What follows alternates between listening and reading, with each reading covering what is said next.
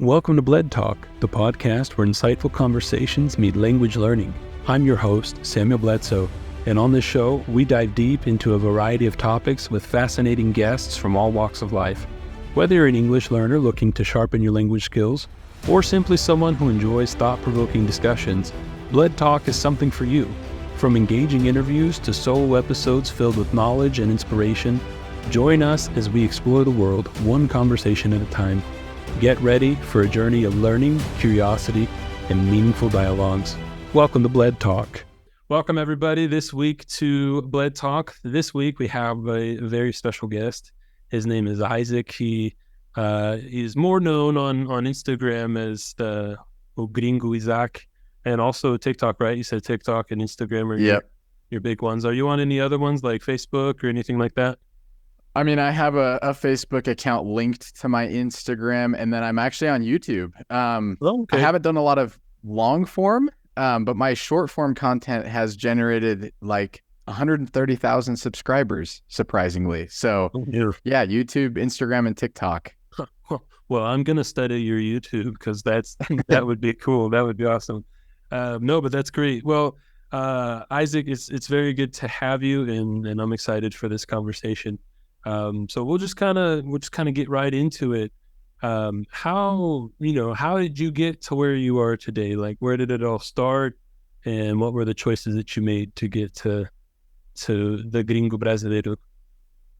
Yeah. So some people might consider this an unlikely story. I was born in Idaho, a state that, for most people listening probably have never heard of before. There might be a handful that recognize that name. A lot of people get it confused with Iowa or Ohio, but it's Idaho. It's a northern state here in the United States in the West. And I was born in a smaller town, bigger in relation to the state, but smaller in regards to everything else, mostly farming land and fields out here where I live. And I grew up, I was a pretty average, student kid, liked to play sports, all that type of stuff. But one thing that kind of defines me and especially my journey and, how I became who I am and how I am who I am is that I'm a member of the church. As I'm sure that many people know, like you, Sam, I'm a member of the Church of Jesus Christ of Latter-day Saints. If they follow you, they understand that that's kind of how you understood or came to Brazil and how you learned all about Brazil. And it's very similar for me. So if you are a part of the church, or if you've heard of the church, the Mormon church, as it's said, that we serve missions. A lot of, members of the church will serve missions. And that's how I got my, connection to Brazil. Was I got called to serve in the Rio de Janeiro North Mission. There are a lot of different regions in the world, and especially in Brazil, that you can, you're assigned to serve. And so I was called there. I was assigned to serve in Brazil to be a missionary. And when I was 18 years old, I left everything that I knew in Idaho, my whole life, that I had built and done everything here, went to Brazil without a lick of Portuguese, without understanding a single word. And I, just went there, and I suffered, I'll be honest. When I first got to Brazil, I suffered. It was very difficult. Like the language had me all confused. A lot of things of the culture, I was very confused. I was lost. I had a hard time like grasping it and really embracing it. But it didn't take long before I realized that Brazilians were onto something, and they are just such loving people. They're very warm. They're very, very welcoming. And so I wanted to learn Portuguese really bad. I studied really hard, and in about 3 months, learned it. And then, from there, it was just all Brazil. I mean, I love, love, love Brazil. But as the saying goes, all good things come to an end, although I don't entirely believe that. But, my mission came to an end. I came back to the United States. This was around the time of COVID and all that. Got into school. And then as time went by, I felt that, that saudade, that longing for Brazil. Right. And especially for the people that I had met there. So I started some social media accounts, and that basically brought me to where I'm at now. That kind of brought together like my passion and love for Brazil, as well as my passion and love for content creation and social media. So that's like my whole entire story in a nutshell. So yeah. Yeah, no, that's a good story. Yeah, like you said, it's very, very similar to kind of how I got here, how that all started. And you said, so after like 3 months, right? After 3 months of studying really hard, then Portuguese kind of came to you. Would you say that you were fluent after 3 months, or would you say that you just kind of were able to grasp the language and be able to speak? Yeah, fluency. The word fluent is such a difficult term, I feel Well, like, in the language speaking realm. I would say yes, I was fluent. And the reason being is because I felt like I could hold a conversation with anybody about virtually anything. Granted, there were obviously circumstances where, I would get talking to a car mechanic and all of a sudden he was speaking gibberish because all the vocabulary he was using were terms of car parts that I've never heard before. But I was able to talk to him about what I was doing and understand his family life and everything. So I do think by 3 months I was fluent. Even today, there are words, there are verbs, there are terms, gírias, slangs, right? That like I hear and I'm like, never heard that before. Where it's a constant learning. But I do feel like after, those 2-3 months in Brazil, really studying the language, I was fluent. And I say yeah, that with air quotes because, it's there's no hard line of like, that's when I was fluent. right. Like this was the moment I finally got the last word, and I knew everything. It's not like that. I always tell people that for me, I was, because one of the biggest thing as an English teacher that I get asked is how long do I need to study?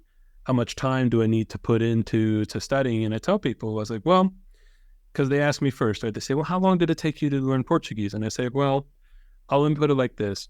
After about 6 weeks, I could ask for what I needed to ask for. I could communicate basic things.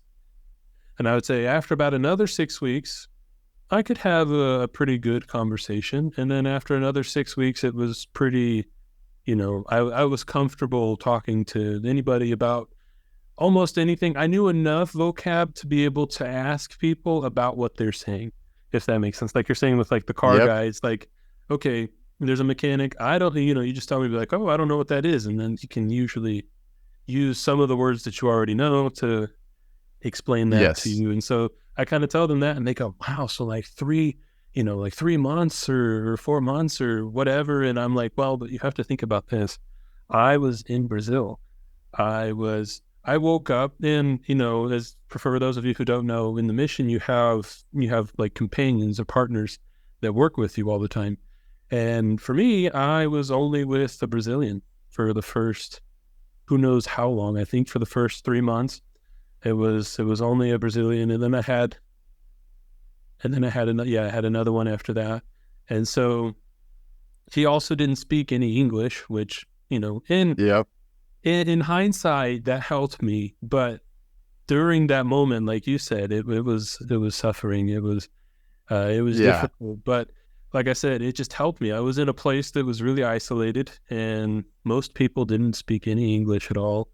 And I mean, my companion, he tried to say some things, but I mean, it was hard. It was really hard. But I would say one of the moments that really helped me grow the most is when I was put with a guy from Mexico, and he was also in the beginning of his mission. We were together, and he was like, I don't speak Portuguese really well. And I was like, hey, I don't either. I was like, we'll just learn together and see what happens. And Yeah. no, it's crazy. And when do you think that, like, was the study always constant for you, or do you think that there was kind of a time that you stopped studying Portuguese? I think there's always times in anything that we do, but with me for Portuguese, I would get complacent, like I would feel comfortable and then I'd have a conversation and, my brain would be a little bit more fried and I would think, wow, I've got a lot to learn. And I'd, rekindle that desire to study Portuguese.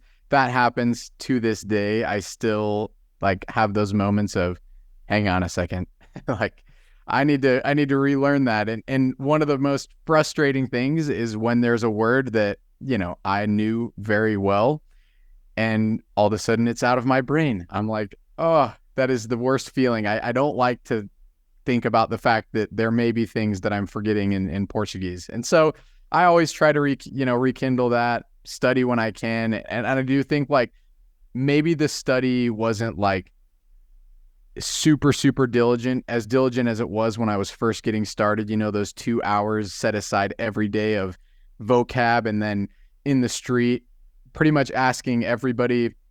My favorite question was, posso praticar o meu português com você? Like that was just my go-to. And Brazilians being the lovely people they are, were always absolutely like, and then they would always finish with, wow, your Portuguese is so good. And I was like, well, I'm glad you think that because I didn't understand what just happened for the last 20 minutes. So I tried.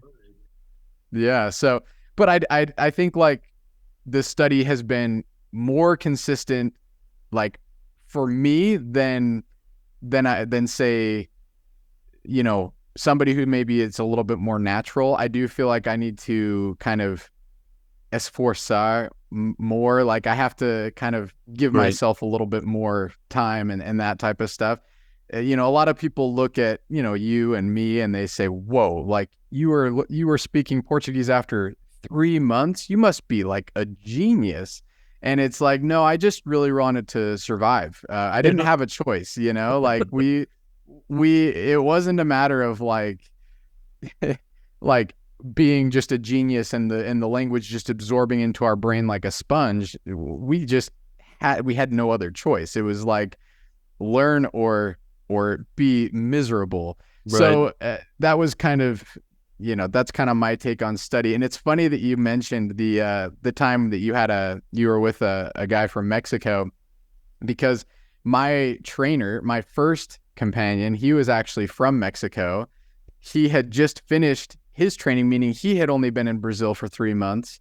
And so it was like the same as you. I was like, Elder, we call each other Elder. That's kind of the title we go by. And I was like, Elder, I'm super excited to like learn Portuguese with you and study. And he's like, good luck, man. I don't even speak much Portuguese. And he was speaking to me in Spanish. And I was like, oh man, this is going to be crazy. And so it was like he learned a lot of English with me. I learned quite a bit of Spanish with him. And in the meantime, we were both learning Portuguese, and it actually was a great dynamic. So it really, I don't know what it was, but I was able to learn Portuguese really well through all of that because we were doing a lot of like hand signaling and a lot of like, we had to break things down to the simplest form and then try to apply that every day in the street, So yeah, it was an interesting dynamic. Yeah, it's really cool.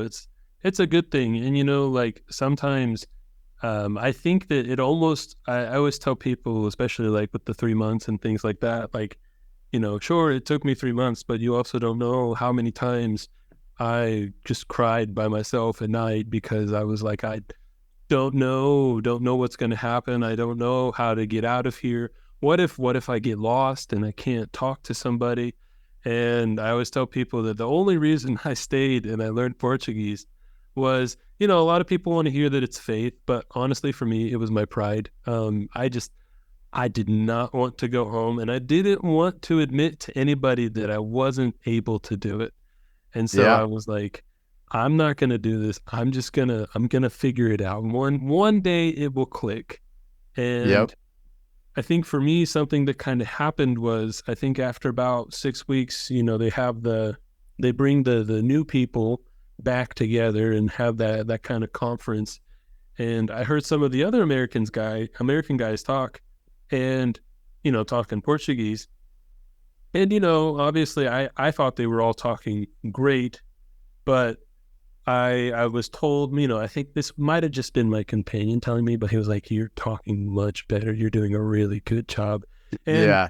he didn't tell me I was perfect. And that was something, I'll talk about that in a second, but he told me that I was doing really good. He kind of gave me that encouragement. And I think that that's important also when it comes to learning the language, because like you said, Brazilians, they are so loving and caring. And every time an American tries to talk in Portuguese, they always say, "You're just doing so good. You're learning, you're speaking very well. You almost don't have an accent." They say all of these things. Yeah. And I always joke with people, and I tell them, I was like, if you hear an American talk and he speaks well, but he still makes a lot of mistakes, don't tell him that he's almost perfect. You can tell him that he's speaking well, but don't tell him that he's almost perfect, because then he's just gonna stop. He's gonna stop studying, because Yep. every time, because in the mission you become leaders and help other missionaries. And I would always tell the Americans, I would always say, "Hey, don't stop studying your Portuguese. Just because you can talk to people doesn't mean that you're speaking well. You need to just keep practicing and practicing. Always study, and you'll see that it helps you. It just makes the conversation a lot better." But yeah, do you have any comments on that? Or No, I wholeheartedly agree. Brazilians were always saying like, "Man, your Portuguese is great." And that was usually the week that I like studied the least. It was like, "I got it. I'm good. Like, I don't have to do anything anymore." Right. So yeah, I totally agree with that. And then the other thing what you were mentioning about having those words of encouragement along the way, man, that that pushed me through, because like I said, I would have literally those conversations where I didn't understand a word of what they were saying, and they would still get finished and say like, "You're doing great. You're like, keep it up. Yeah, I feel like your Portuguese is so good already." And I was just like, well, if they see something that I don't, maybe I should try and find that in myself and keep working on it. So yeah. Well, definitely, I agree with that. And so like you said, you had finished your mission, you went back, and then you kind of started the social media. And then what would you say? I guess maybe this is a good question, but like, what would you say kind of helped get you to where you are now? Like, what kind of what's the difference between you and the other guys that are just kind of posting and talking? Like, what do you think that you did that kind of made a difference? Yeah, that's a great question. I feel like in a world that's becoming more and more connected digitally and less connected physically, it's really important to be authentic. I feel like in a lot of ways, we are kind of glued to our phones, and we're just kind of going through things, and we almost have like more friends on social media or on our phones than we do in real life. Face-to-face interaction, especially with the pandemic, has gone down. It's been great for a lot of things. We're able to do this interview. I'm in Idaho and you're in Curitiba, which is really cool. But I just feel like the human interaction has taken a hit and kind of gone down. And so one thing that I always have done and tried to do, and something that I preach, something that I really like to say, is just be authentic and show your true self. And I feel like people are kind of drawn to that. They like to see that, like, I talk about God. I talk about my beliefs openly and freely. And sometimes I say things like that are a little bit controversial that maybe other people don't agree with. And, you might think that that's counterintuitive. Like, wait, if you're saying things that might offend Brazilians, wouldn't that make your account less, have less engagement. But in reality, it sparks really good conversation with people, and they go, oh, that's really interesting. I've never thought about this or that. And then just showing up and like, one of the things that really propelled my growth through social media was talking about how much I love Brazil. And there's no way that I could really show the love that I have for Brazil without truly loving all of those aspects and things about Brazil, So I recently made a video that I had pizza, that day here in the United States. The week prior, I had pizza in Curitiba in Brazil. And about a year ago, I went to Italy with my wife and we had pizza in Italy. And so I said, I've tried pizza in all three places now. And I said, Italy invented the pizza, but Brazil perfected it. And like, I don't just say that stuff to like get clicks or get views or like, I genuinely believe that, because the pizza that I had in Curitiba, like they put freaking chocolate in the crust and like, it was like salty deliciousness with, like chicken and all this stuff. And then I had chocolate in there. It was like dessert. And I mean, it can't be beat. Yeah. And like, so going back to the point though, is like, I believe these things. It's real. It's true. It's authentic. I'm not, there are moments. I've been doing this for about 2 years now. And for sure, there have been pieces of content, there have been things that I've made in the hopes that like this will do really well. So I'm going to try and post it, put it out there. Mm-hmm. But to be honest, those things are the ones that like, they just flop. They never do well. It's like, well, crap, this stinks. Why is that not working? And yet to date, my very, very best performing post has multi-millions of views, over 10 million views, is a video of me saying that I love the way that Brazilians say happy birthday to one another compared to the way that we say happy birthday. And it was a video that I put together in about 2 minutes and posted it. And it's to date my best performing video. And it's really how I feel. You can see the emotion that I, kind of when I talk about it in the video. But so basically what I'm getting at is the way that I've gotten to where I'm at is just being myself and showing that true, the good, the bad, the funny, the weird, all that stuff through social media. And people will message me and they're like, I feel like I know you. Like, I don't know you, never met you, but like, I really like your content and I feel like we were friends, and that's really cool. I think that's really special. So. Yeah, no, I agree with you. Real quick before I forget, you're getting ready to go to São Paulo. The pizzas, I love Curitiba, all right, everybody, I love Curitiba, but in São Paulo has the best pizza in Brazil. Like I've heard that.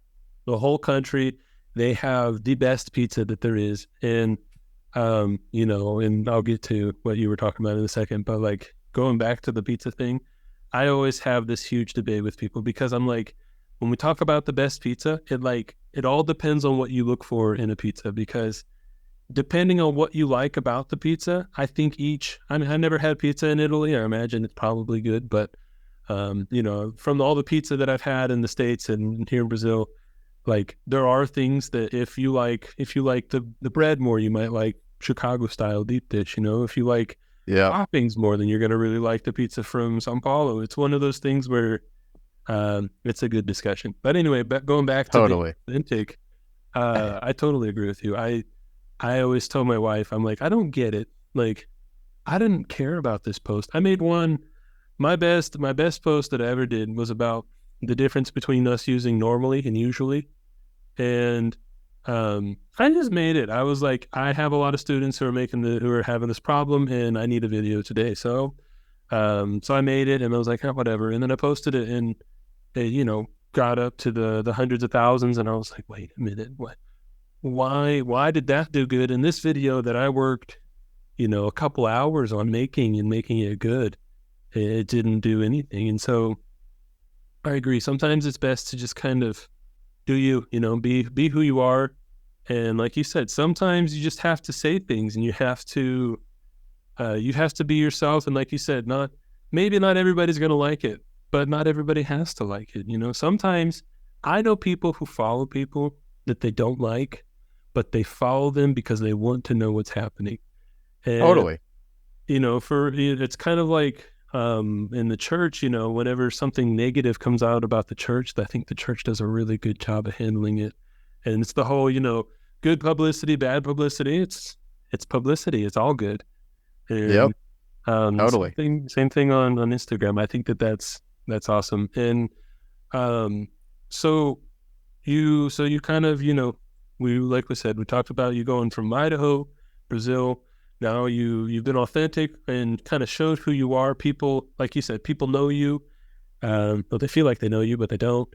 And it's just a good, it's a really good feeling. And like, what's your plan from here? Is your plan to just kind of keep taking it where it's going, or do you kind of have something in mind where you want to be in the future?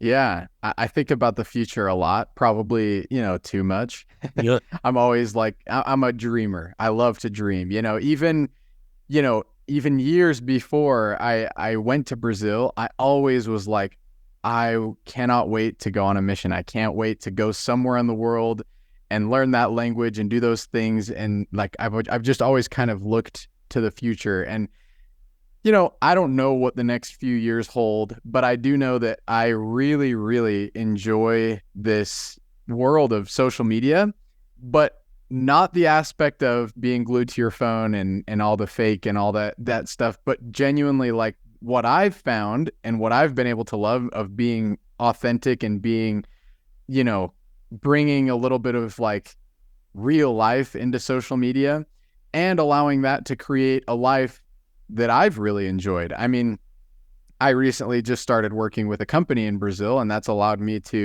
I went to Curitiba a few weeks ago, and I'm headed to Sao Paulo this next week. I'm getting paid to do that, which blows my mind. And it's so freaking cool that all of this has come because, 2 years ago, I picked up my phone and created a little account on Instagram and started making videos for free. I never paid a dime. I never paid anything. I already had my phone. I already had myself. I already had all this stuff. And from the little seeds that I planted years ago, I now am living a life of, I would consider of my dreams, things that I just like, I've always wanted to do. And I love that for me, but I've always been an abundance mindset type of person.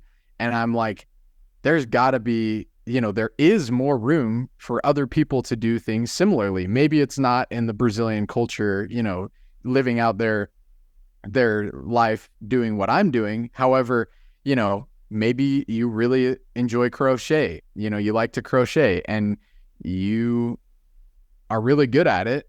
You can share that with the world and build a massive business around your talent of crocheting.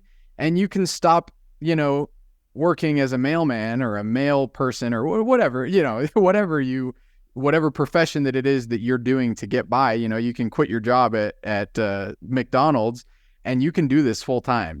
This is something that you really, really love. Not to say that you don't love your job as a mailman or as at McDonald's, but I'm just saying you can replace, those jobs that are literally just jobs, clock in, clock out, for something that you really enjoy through social media. And I think that it's just getting started. I think that the opportunities are kind of endless. So I see myself being, I don't like to call myself like a mentor, but a kind of a coach, just helping people see that like, if there's something that you really enjoy and you're not really happy with where you're at in life, let me show you how you can do that for the rest of your life through social media and arguably make more and be happier than you're doing right now. So anyway, that's kind of the future. Yeah, I kind of tell a lot of times when I talk to Uber drivers here in Brazil or things like that, you have a conversation and then they find out you're American and you have the whole story, right, that comes out. And I tell them, because a lot of times they tell me, they're like, oh yeah, I'd love to go to the US and work and, be able to have this and have that. And I'm like, look, there are great things about living in the US, but there's a lot of great things about living in Brazil. And my thing that I tell people that they don't, I think sometimes they don't really see, is that I tell them, if you're not successful in Brazil, you're probably not going to be successful in the United States, and vice versa. Because success isn't really, I don't think it's a cultural thing. I think it's something that's a lot more personal. And I tell people, I was like, look, you have to see what you can do, what can you do, and how can you do it, and can you do it really well? And see if you can make that into something great. Make, like you said, make a business out of it. I tell people, I came to Brazil, I didn't have a college degree. I wasn't working on an English certificate at the time. I was a native speaker, and that was it. And I had taught some English classes while I was on a mission, but nothing full on heavy duty makes me the best guy ever. But I said, what do I have? What do I have, and what can I make out of it? And I thought, well, let's teach English. And maybe I'm not going to be the best teacher, but somebody needs what I have to offer, and so I'm going to try and get it out there. And I think that has only helped me kind of grow my ideas. I like how you talked about being kind of like a dreamer, because I was telling my wife about these huge things that I want to do. I talk about like, we should do this type of camp, and we should do these kind of things. And I was like, obviously can't do that now, but this is where I want to be. I want to have, I want to have my own empire within the realm of English, because, like you said, there's room for everybody, and there's room for everybody to do things. I really don't think that the field is too saturated, because Ever. there's always going to be people. And I was talking to a teacher the other day, and she told me that, people are going to follow you for a couple of years, and eventually they're going to get, nothing wrong with you, but they're going to get tired, and they're going to move on to something else.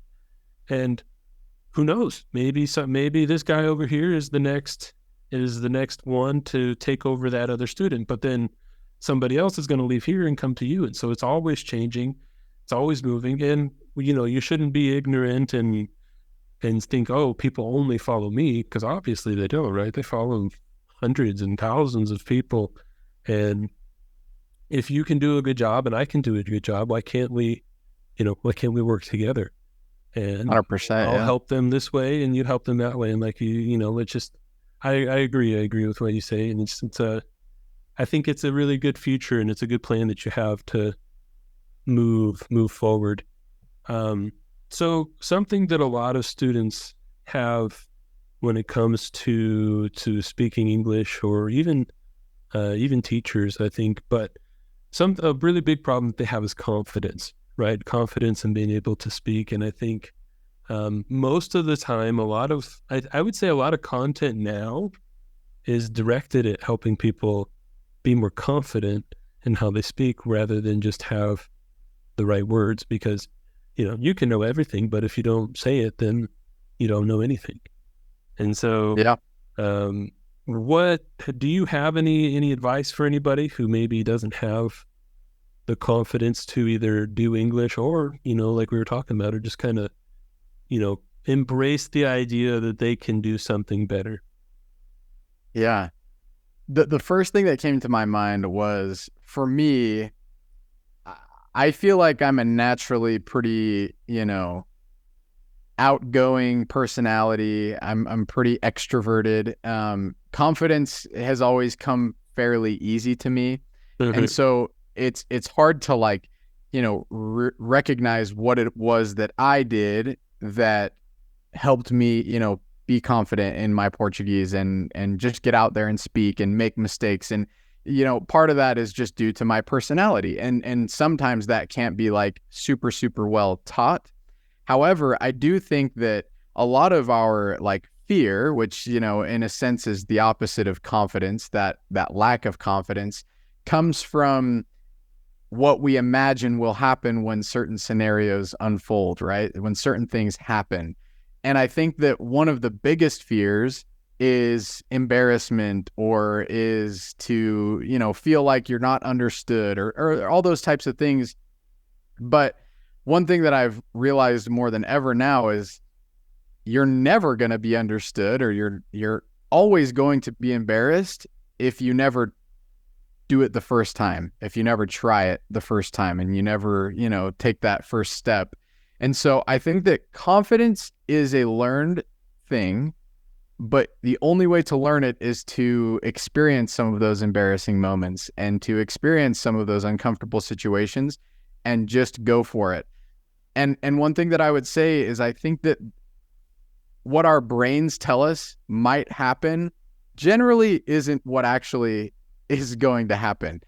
People, there's like this stigma, this notion that like, especially in France, if you go up, you go to France and you try to speak some French with them, they're just like, let's just speak English. Your French is not good. That like there's that stigma that they're a little bit more proud about their language. They have that pride and stuff.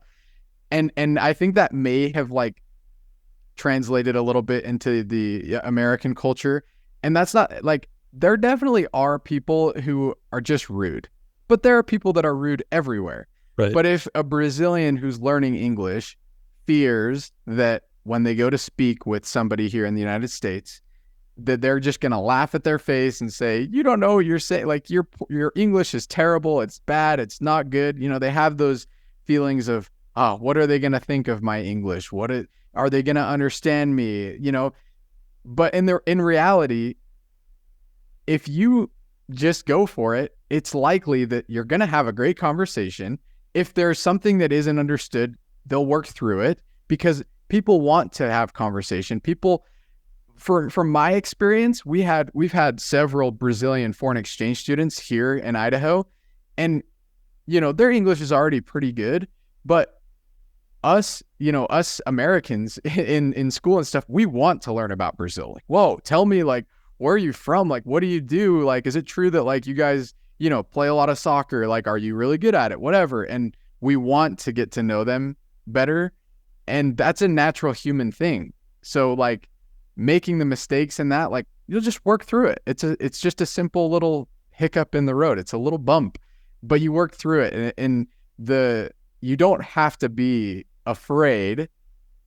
Don't not do things, or in a better way to say that, like do things not because you're like, how can I say this? Don't not do things because you're afraid of what might happen, I guess. Right. Maybe you have a better way of saying that, Sam. I like how you said that. It's kind of like, oh, yeah, I don't know how else you would say that other than, yeah, just don't stop yourself from doing things because you think that it's not going to happen. Perfect. No, that's way better. Don't try to predict your own future because you're just as good as the guy on your left, telling you what's going to happen in the future. Yeah. And if you predict something that isn't even a reality and that prevents you from doing things, then you're never going to get anywhere. You have to take that first step. And I know that's like a cliche and all that type of stuff, but genuinely, like, confidence is a learned thing. Basically, like going back to the root of everything that I just said, confidence is learned, and you'll learn it by doing and by acting. So if you're afraid to have that conversation because you might mess up, you have to have the conversation to even know whether you're going to mess up or not. So why sit there and be afraid of it? And like, if confidence isn't natural for you and you feel like you're a little bit more of a shy, reserved person, then you especially need to get out of your comfort zone a little bit and just have those conversations. And maybe it starts with your English teacher. Maybe it starts with somebody that you know well. But eventually, if you want to take it to the next level, you're going to have to break out of your comfort zone and do things that you're not very comfortable with. And to be honest, that's the reality of learning a language. It's just a lot of time being uncomfortable over and over and over again until you are comfortable. So, well, and I tell people a lot of times, like, there are so many courses and so many teachers who are like, I'm going to help you learn English and how many ever weeks for however, you just have to study a little bit and you'll be fluent. And it's like, I tell people all the time, they might not be wrong, but the harsh reality of learning a language is that it takes time.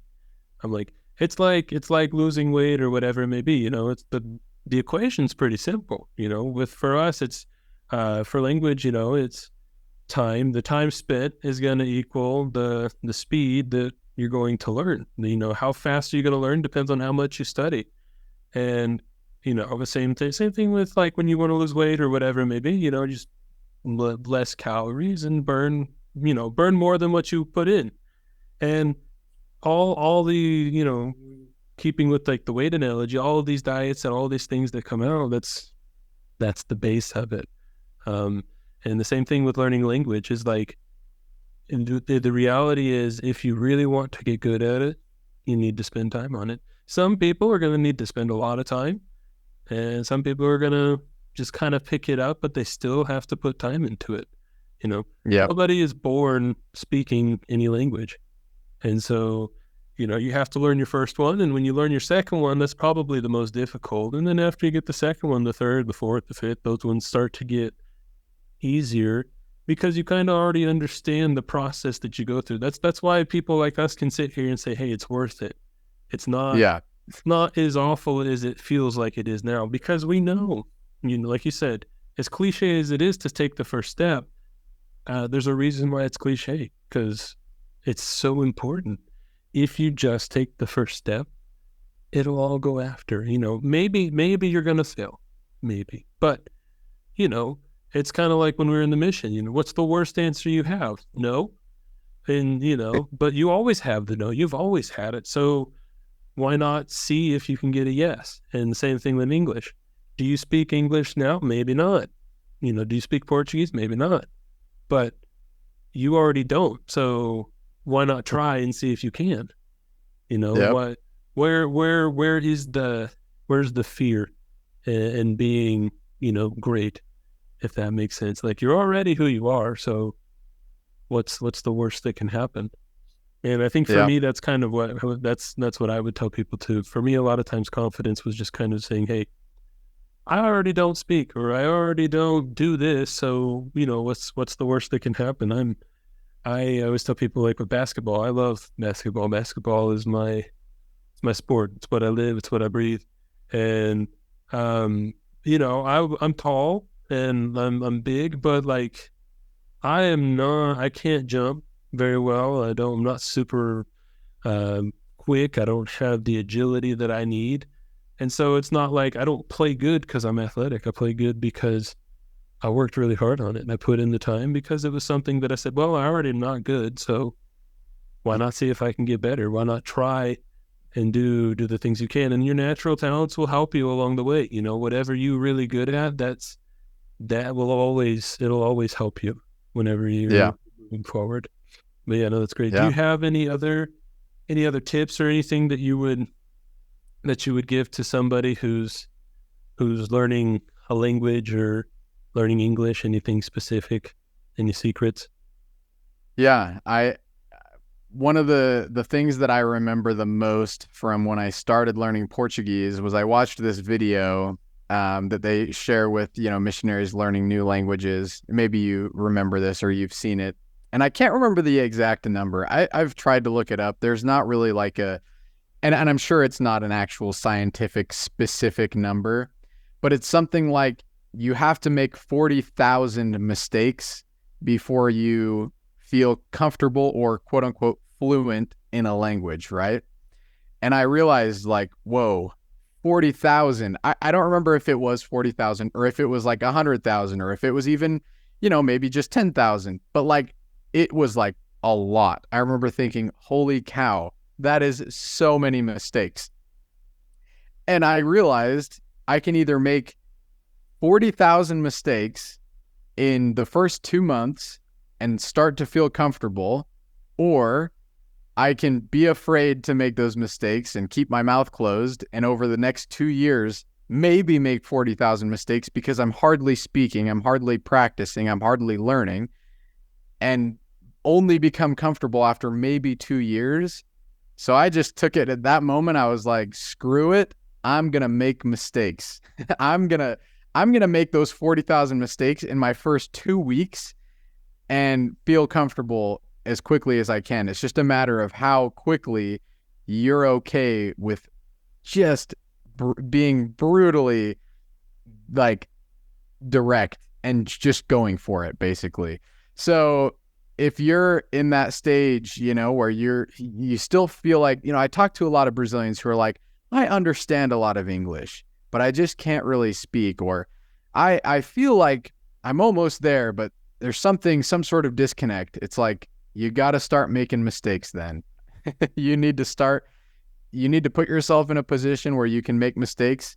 And it's not only part of the process, it is the process. Like, making mistakes is how you learn a language. There are a lot of other things that are additional to that. But when you make a mistake, chances are you're going to get corrected. You're going to remember getting corrected, because that's a moment of like, oh, and then that's something it's embarrassing, right? Right. But it So sticks in your brain. You remember that thing. Never again will I say água de coco. I will always say água de coco, because I realize that those are two very different things. Yeah. And I'll never make that mistake again. But I made that mistake, and only through making that mistake did I realize, oh, those are two different things. So make mistakes and be not only okay with that, but just it's gonna happen, and just make mistakes. Almost look forward to doing it. You know what I mean? Like, yeah, don't make mistakes on purpose, but like, just be happy that you do make mistakes, because it means you're trying. It means you're trying to do something. I tell people all the time that I would much prefer, especially when we're talking about like verbs and the tenses. It's like, I would much prefer that you use the right verb in the wrong tense than you just use the word in Portuguese and say you don't know. Because when you show me that you're practicing, that makes me happy, and I can see that you're progressing. Because I think and this applies really in anything, not just in language, but when you can show that you are moving forward, whoever's helping you also is going to be more motivated to help you. When you are trying and doing those kind of things, your teacher or your friend or whoever is going to be, I would say, more willing to help you, because when you just say, oh, I can't do it, and, it's annoying. It's annoying to hear. And, it's difficult to want to help someone who doesn't want to be helped. And so absolutely, making mistakes and being okay with it. I would also say, kind of like learn to laugh at yourself, because like, if you do tell someone that you want água de coco, and it's gonna be funny, and laugh at it. Don't be embarrassed. Just laugh and tell your mom that you said it, and it'll be a good joke for whoever, for who knows how long. Be happy. Know that it's gonna happen. Yep. But yeah, good. Well, do you have any other tips or anything that you would want to share? That's just the tip of the iceberg. However, I feel like that is like the bread and butter of kind of what I like to tell Brazilians when they're looking to learn English. And really, I like what you just shared about this can be applied to a lot more than just language learning.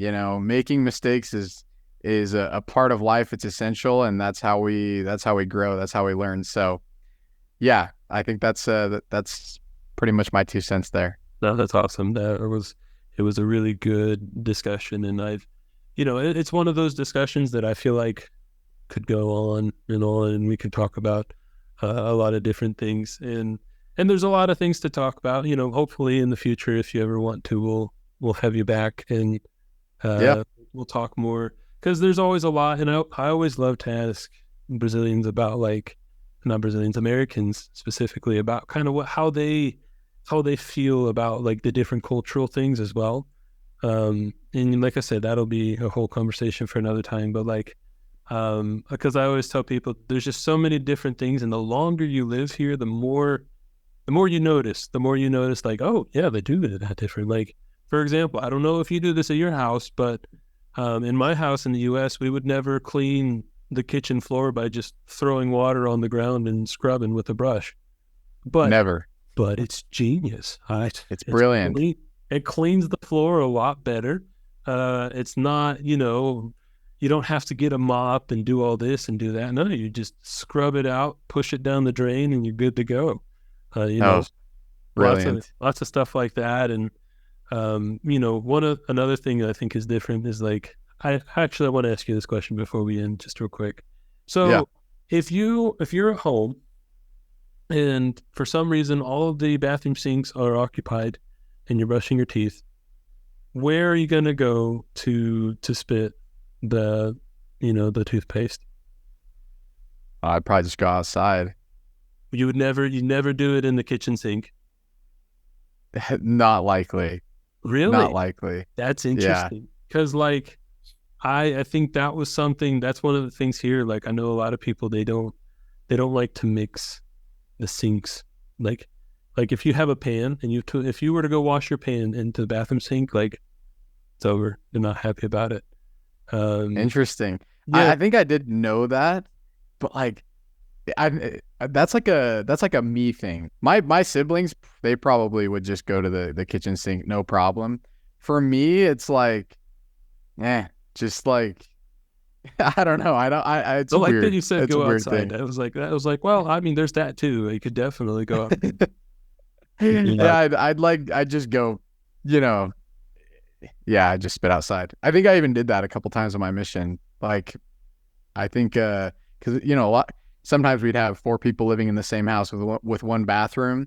And so I got really used to, using the bottle outside and spitting out there as well. So yeah. No, that makes sense. No, I was just curious because there's always like little things like that. And you're always like, well, is it something that, is it a me? Because that's another thing you actually brought up a good point, is like, sometimes it's not even like an American culture, or it's, and also another thing a lot of people don't understand is like, the United States is a really big place, just like Brazil is a really big place. And like, yes, our West is completely different from the Midwest, and it's different from the South and from the Northeast.